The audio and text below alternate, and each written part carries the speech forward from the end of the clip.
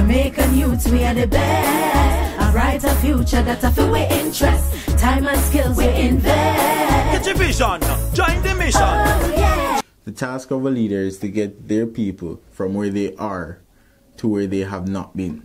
Greetings, Jamaica. My name is Raheim and I attend the Manchester High School. As such, I'm under the nssc's Region 5 division. In these upcoming elections, I will be vying for the post of national president. You may ask, why me? What can I bring to the table? Well, entering high school, I was much shorter than I am now and not very outspoken. I did not know what to expect from my high school experience, or how to even ensure that I left a mark on the place where I would spend 5 or even 7 years.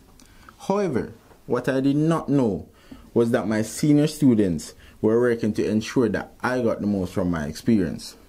Throughout my time at high school, I have attained many leadership positions: mentorship vice president, camera club vice president, computer club president, prefect, and photography coordinator, while maintaining a balance between my extracurriculars and my academics.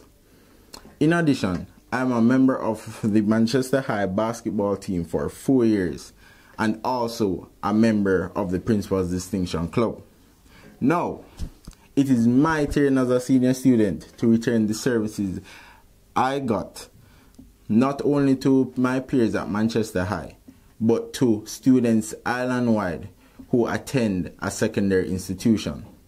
I will accomplish this by 1. Restoring the foundation of student councils, 2. Increasing accountability of student council members, 3. Promoting transparency and increasing the influence of the nssc for students island-wide, 4. Boosting the organization's ability to facilitate more workshops, meetings, and tutoring sessions through partnerships with other organizations, and 5. Implementation of the mini council initiative. Now, any good building has an even better foundation. This rule can be applied to any structure, including that of the nssc. Proper goal-orientated members form better councils.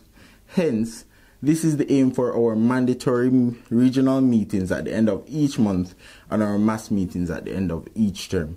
Hence, attendance is not a maybe, but it should be a must. In these meetings, we will aim to both train members and create a platform to discuss and tackle common concerns. As such, these meetings must be respected. Furthermore, with these meetings in place, the tolerance for incompetence will be significantly reduced. Along with these meetings, an assessment period will be mandatory for the executive body at the end of each academic term.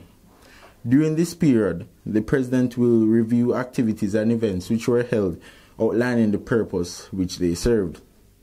After that, if deemed unfit, students will be given the right to petition for a change, with the support of his or her peers, indicated by acquiring 300 signatures along with approval from the national executive body, and after careful review, a re-election must be held. This will hold members much more accountable and aware of their actions, and inactions do hold consequences. Along with this system, I will put in motion a monthly tabloid written by myself and my fellow members of the executive body, which will give monthly details pertaining to upcoming events, meetings, matters of concern, highlight a different council body of each region every month, and give regional and international reports about the work being done behind the scenes. This will make information not only available to student council members, but to all students with an interest through online platforms that they can view at their own leisure. Meetings, tabloids, and any event at all will require sufficient planning, organization, and effort. But what of the revenue? I will strive to attain what is needed through partnership with organizations of fellow interest. This will then decrease the strain on the nssc's own revenue, making much more possible. Now, as student council members, we should strive to protect our peers and help them flourish. But what of students coming into our high schools from our various primary institutions? Should they be disregarded until entering our secondary system? Not at all. We must consider that being in our uniforms as much is a privilege beyond the imagine. As president of the nssc, I'll make it mandatory for our member institutions to visit at least 3 primary schools and 1 community during the academic year. Students, this will reassure students that they are not overlooked, but they are taken into consideration even before they enter the system. This implementation will be dubbed the Mini Counselors Initiative. The motto of our student council: responsible students make a difference, will play a much more active role in the foundation of our student councils. Hence, strengthening the high organization and highlighting its purpose, which I, Raheim Leslie, will stand by these tasks, ensuring that they are completed. Jamaica, I'm ready for you. Are you ready for me?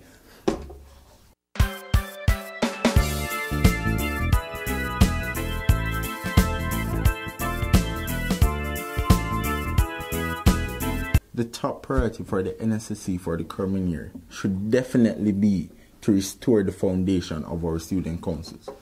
As I've said in my manifesto, a good building starts with an excellent structure. Now, we cannot hope to build on what is not already solid as a foundation. We must go into our schools and make sure that our counselors know what is right, what is needed of them, and what they should do in certain situations should the need arise. Once we have done this, we can move forward smoothly and steadily. I believe that once we fix our foundations, then building upwards will not be a problem.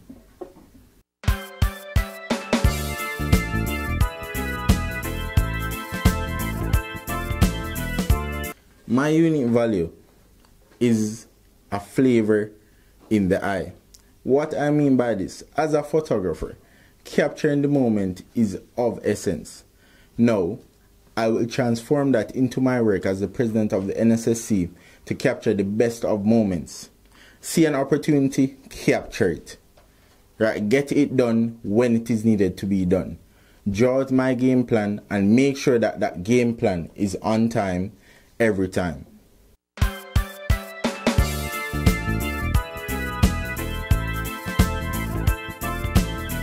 A student is sent home, but does that student really take that time to reflect? I believe that time off school is never the answer. Rather, pair that suspended student with a struggling student.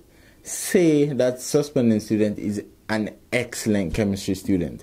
Pair him with someone who is struggling with chemistry below his level. This will trigger a sense of responsibility, a sense of charge in that suspended student, that in turn may trigger automatic reflection. Once that person finds value in himself, his responsibility automatically follows suit. I believe that that is the strategy that schools should take in order to deal with misbehaved students.